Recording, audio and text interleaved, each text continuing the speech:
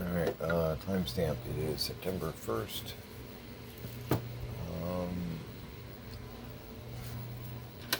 A little after 2 p.m. Been up for a while doing stuff. Excuse me.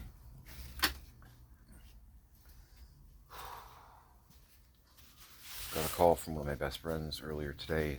His dad died this morning.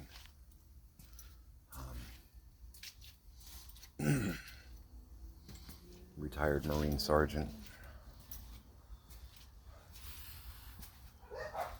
And despite what you've seen in Hollywood, he was one of the kindest gentlemen I've ever known.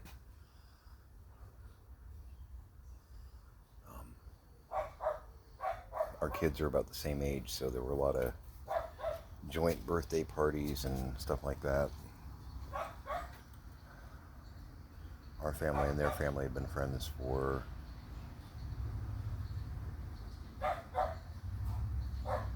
20 years, 25 years. So I knew the man.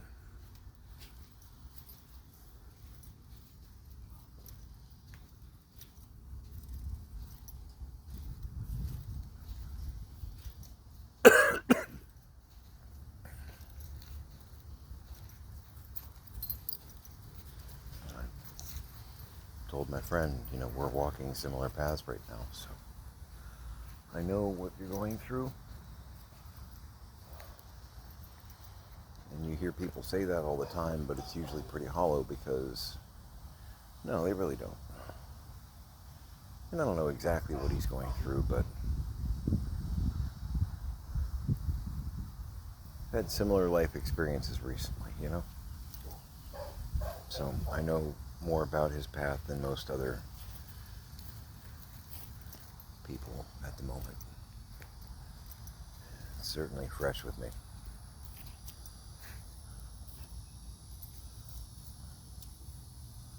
Walking Mr. Acorn, trying to get myself together, that kind of hit me like a brick. He told me the other day that he wasn't doing well, and he was kind of bracing for impact on that, but when you get those calls or those texts or whatnot, it's always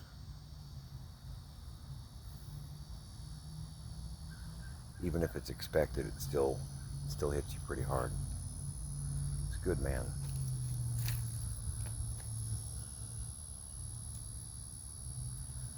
That's just how it is, isn't it?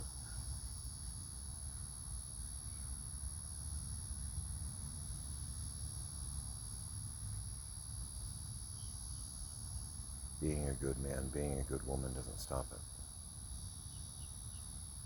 There's no secret on that one. No secret to outwitting the Reaper.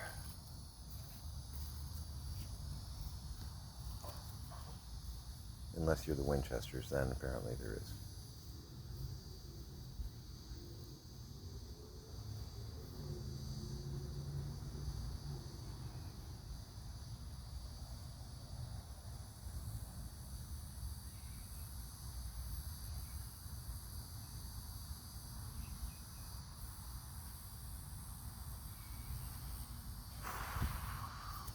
I'm gonna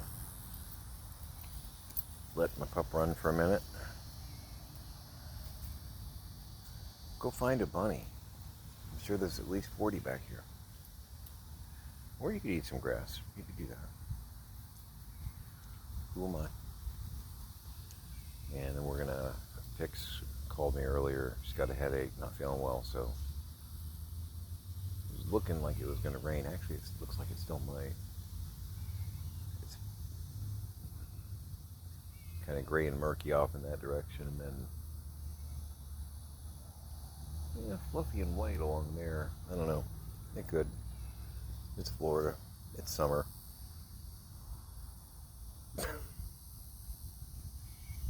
Wait 20 minutes. We'll see what happens. But it doesn't matter to me. I've got to get one of the VINs to the lawyer. I found paperwork. I think I mentioned this. I found paperwork for one of the vehicles, so I've got the VIN for that. Because I can't find titles or anything, but we found the tag receipt, which has it on there. So And I've got the trailers, because his 2 trailers apparently were tagged and titled. So I'm going to send them that too, just so that they have that information. They didn't ask for it. I didn't give it before because I didn't even think about it. But those technically should be logged in the estate as well. But I'm going to have to crawl around and try and get the VIN from the other vehicle and the Volkswagen bus. Unless I find paperwork, that's complicated because my dad's got the inside of the bus filled with junk. It's buried under other junk. And I know where the VIN is normally located, and it's actually going to be a bit of a chore to retrieve that.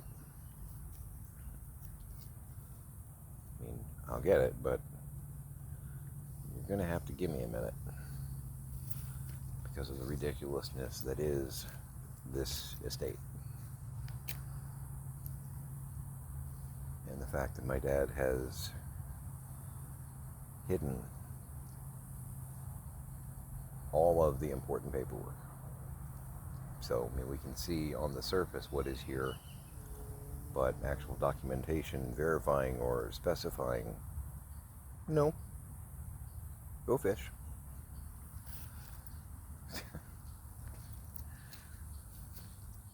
And it's so funny because I've got some friends and other people that I've been dealing with from a business standpoint, trying to get everything resolved here. And they're like, oh yeah, hoarders, yeah, I could imagine. Then I send them pictures and they're like, okay, no, that's much, I did not imagine that. That is, there's what I imagined, and then there is, that's a 10, and this is a 16. It's like, yeah, no kidding. There's a reason my family basically has said, we know what we're going to be doing for the next 2 years. We're not exaggerating on that. Man, I wish we were. And man, I hope we can get it down to less than that. That'd be swell. I don't know.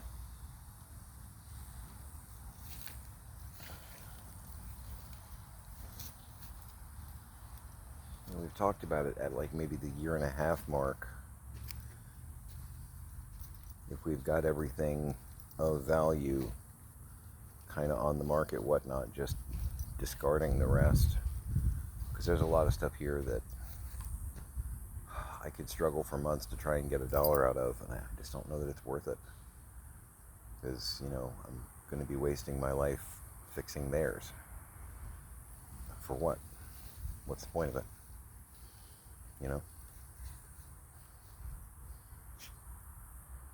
If you spend 6 months to eke out a couple $100,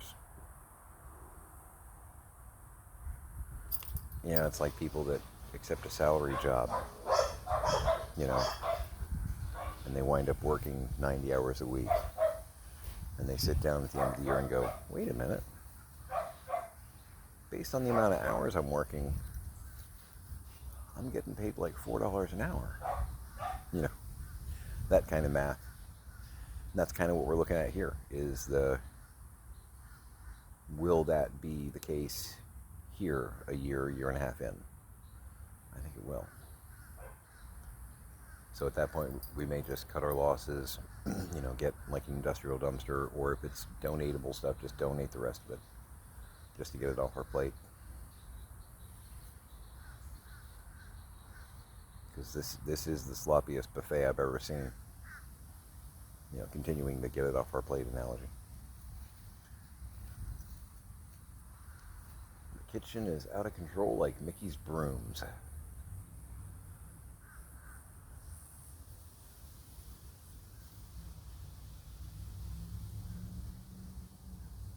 Because they wanted to do garage sales, but they didn't. But they still kept accumulating stuff as though they were actually liquidating things. And the brooms keep marching. Buckets of water, you got it, coming up. Yep, very much the situation. Yeah, the phrase one brick has become a thing in our family now. The idea of, tearing down a wall or removing a mountain every one brick you remove is a brick you don't have to worry about tomorrow. And eventually, that one brick, day after day, becomes very noteworthy. And eventually, the wall where the mountain is gone because of one brick. So it's a philosophy that I'm trying to instill in my kids and my girl, frankly. And I understand it. It's still daunting. It's still daunting looking around going, wow, that's a lot of bricks. But I know the reality of it. It is a lot of bricks. I'm going to get this young man a cookie. And I'm going to go to the workshop and I'm going to continue moving around some bricks. Probably not literally. Although, never know. I don't think he's got any building materials per se like that, but a lot of odds and ends, car parts, tools.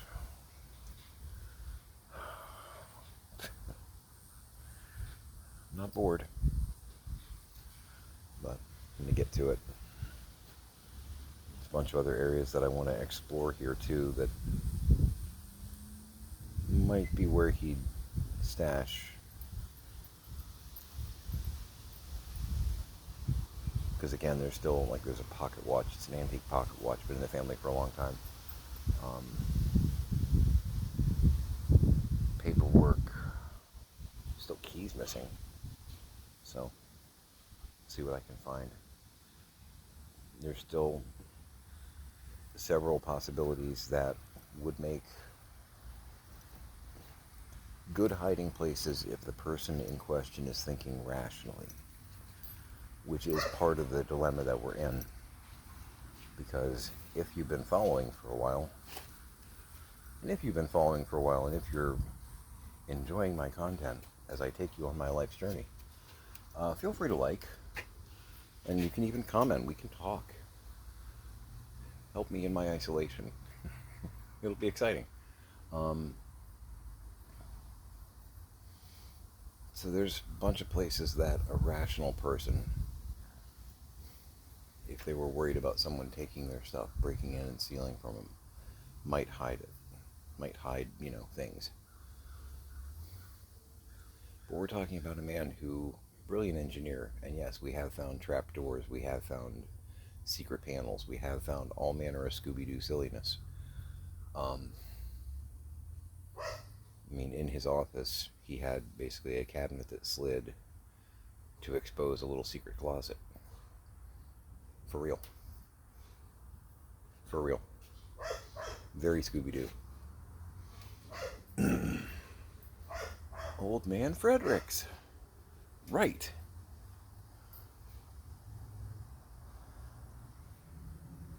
But, why did he do this? Because he was clinically insane.